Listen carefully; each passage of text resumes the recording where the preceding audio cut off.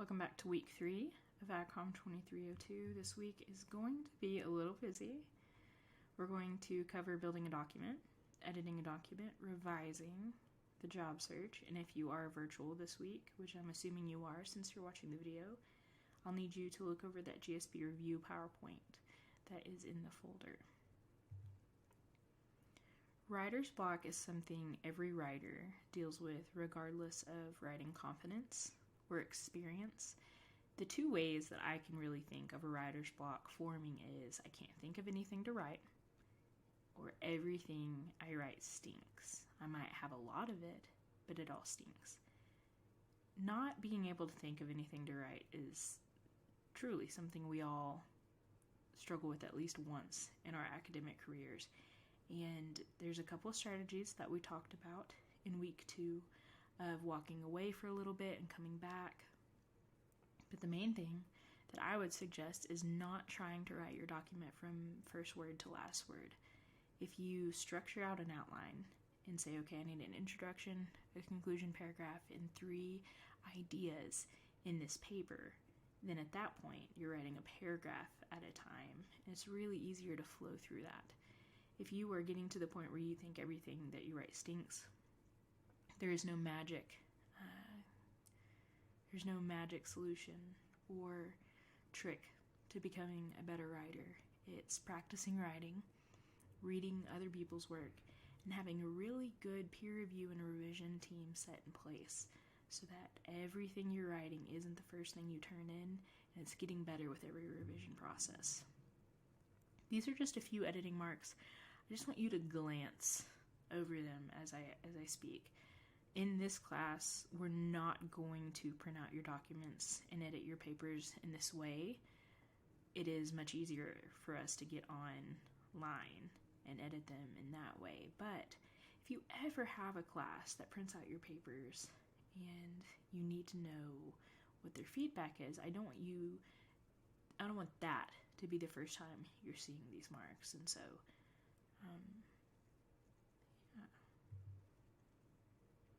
revising is key. In any terms of writing, we're going to match your energy this semester. So if you're giving us a paper that, is half the required length, there's only 1 or 2 of the 4 required pieces of it, we're going to do our best to give you feedback in what you've given us. But if you really put effort into these assignments, we're going to match your effort, and you're going to come out of here with some really great documents that you've created and we've just helped you refine.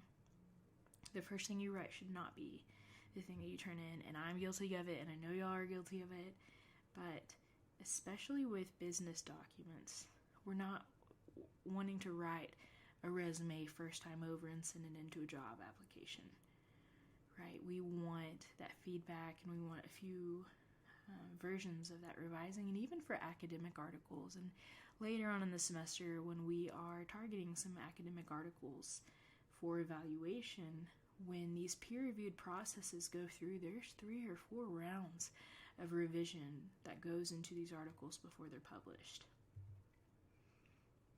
So the word of the week is amphibology, and it's an unintentional ambiguity resulting from poor sentence construction, or a sentence or phrase that can be interpreted in more than one way. So save soap and waste paper. Well, are we intentionally wasting paper? Or are we saving soap and paper descriptive of waste? Are we saving waste paper? I shot a deer in my pajamas. Was the deer in your pajamas? Were you in your pajamas when you shot the deer? Both of these are grammatically correct. Both of these are grammatically correct, but the clarity is gone. There's no effort into encoding, and just because something is grammatically correct, it doesn't mean it's conveying the message that you want it to. So we are focusing on the job search, especially with these first few assignments. We're going to target some of your strengths and weaknesses. It's judgmental language, but what I really mean by this in the job search is know what you enjoy doing, what gives you energy in life, and what drains you and you dread when you get up in the mornings. Target your ideal company, use some job search engines. We'll look at why social media matters, some on-campus resources, and then at the end, our product is our resume and our cover letter. So let's talk about job search engines. LinkedIn is one of these sites that if you do not exist on there, often you do not exist in the eyes of human resources. You have to make a LinkedIn. Every job, every internship, every scholarship that I've applied to, I get a notification that someone is viewing my LinkedIn in that time period. They utilize this heavy, so it doesn't have to be fancy, it doesn't have to be detailed to get on there and make one. Indeed, Glassdoor, I think, is another one where you can look up jobs. It's a little bit more general. You can look up locations in different industries, but my preference is Facebook and Google. There are department Facebook pages, if you're in alumni groups, that will post job openings, but you can also find it on their Facebook pages if you're following a specific company that you really like their content and they pop up on your news feed, or even Googling companies. When I lived in Mississippi and I knew that I wanted to come back to Texas, I had a little bit of a nostalgic moment one day and I missed Steve Irwin. And I thought, man, wouldn't it be cool to work at a zoo? I knew it was from Fort Worth, so I Googled Fort Worth Zoo. Bada bing, bada boom. Here I am. Was public relations coordinator. You have to seek out these opportunities, though, because they don't always pop up in your lap. And if you're more interested in specific industry, USDA, jobs through the government, USAjobs.gov is a great place to start. Okay. I love social media. I love memes. Employers don't always share those same two combination of items, and so you can read the meme yourself, but man claims he lost his job in Detroit over a social media post. Social media can be good and bad. There are programs that human resources departments often use that they can plug in your social media at, and it will tell them hot words that you've used in the past, hot phrases. This is intentionally for slurs and curse words and things that maybe shouldn't be representing us online, and hopefully, especially in the former of ableism and racism. Hopefully, this isn't even a portion of your identity, let alone on your social media. But there are programs to check those. Sometimes, if we were using cuss words on 6th grade in our MySpace profile, they have ways to pull all your social media accounts at once and check through the wording. Sometimes a political thing can pop up as a tiny red flag, and I don't mean to censor your passion about, different issues and policies and things of that nature, but divisive language is another thing that these will target as hot words. Keep it clean. Private profiles are not always better, so it's not always great to say, oh man, well my Twitter's not ready, so I'm just going to make it private. They want to see you. They want to see the things that you like. They want to see the things that you share and then things that you're passionate about, and see if that personality fits into the working culture that they've created. And so just represent yourself online. We all know that internet is forever. Represent yourself online in a way that you're proud of, and there should be no issues. So resumes and cover letters, first off, do not lie on your resume. They will find out. The best strategy for this is to have your foundation of your resume ready and then cater that to each job in a short and succinct manner. We're not going to place the same things on a scholarship to Texas Tech University regarding GPA as we would the same skills and experiences we would put on a resume applying for Bayer Crop Sciences. So we want to cater them to each job, and we want to update it often because it's one of those things, if you've been through a semester that's really tough and content heavy, you want to study throughout the semester, because if you leave it through the last moment, 3 days before you want to apply for a job, it can get overwhelming. So for this assignment in particular, we're going to find a job you can apply for right now. And this can be outside of agriculture. If you are a freshman or sophomore and you're looking for something to supplement your income, it can be working at Home Depot or one of the local boutiques. That's completely fine as long as you can apply for it right now. If you're a pre-vet major and you're looking for internships at local veterinarians' offices, that's fine too.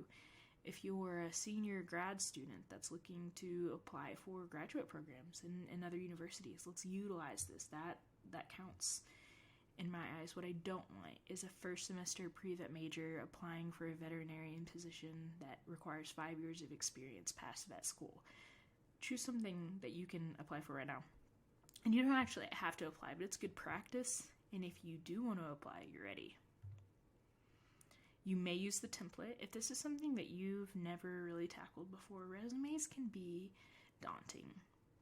So there's a template on Blackboard that you're welcome to utilize. It's clean, it's professional.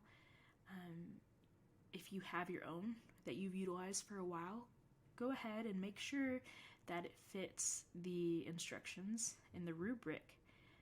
And if not, you might have to tinker with it, but you can turn that in and we can edit that as well. Do not put a photo. Do not put a photo. Do not. It's a matter of discrimination. HR companies will throw your resume in the trash if it has a photo. In the trash. Straight to the trash. Do not put a photo. I don't care if it's the best photo that's ever taken of you. Put it on your LinkedIn. And expect a lot of feedback.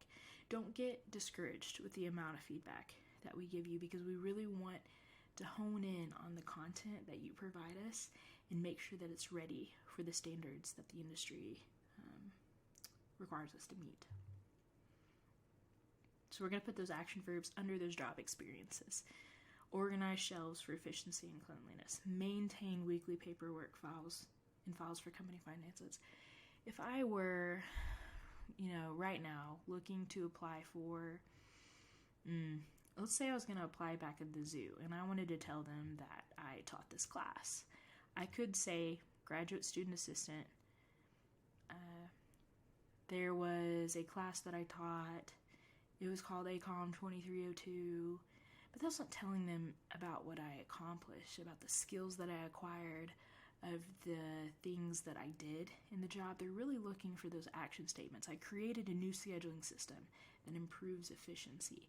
Those are the things that they're looking for in those job descriptions. Strengths and weaknesses, let's come back to that. Again, it's not what I'm good at and what I'm not good at all. It's mainly in the job world of what do I enjoy doing and what do I dread. Very few dream jobs exist. Even if you think it's a dream job, there's going to be portions of it that you're not a fan of. I worked my dream job. I woke up and I videoed elephants on Mondays, and I took photos of baby giraffes on Wednesdays, and I got to, just explore the zoo every day. But I had a 2-hour commute, and my 40-hour job soon turned into a 60-hour job without a pay increase. And so there's always going to be things that, to me, that was a weakness of the position and something that I wasn't willing to compromise on, which is why I'm here now. But that doesn't mean that portions of that weren't strengths of mine and things that I really enjoyed. But you have to decide what you enjoy doing, what you don't enjoy doing, and what environment you would like to work in. There's an on-campus resource that can be really helpful, especially if this is one of the first times that you're really looking into the career, looking for a job. They have Strengths Quest, which identifies some things that you particularly enjoy in the professional sense and wording. Goodness, go back. And it's free for students to utilize. I may even put it as an extra credit, so we'll see. They have interview practice. If you've never had an interview before and you want to go in there and test it out and see what that's like, they have that. And they do have a resume and cover letter check. Hopefully by this semester, we'll have you in a good spot, but when you're about to graduate college, you can always take that in there and refine it before you hit the world of big jobs.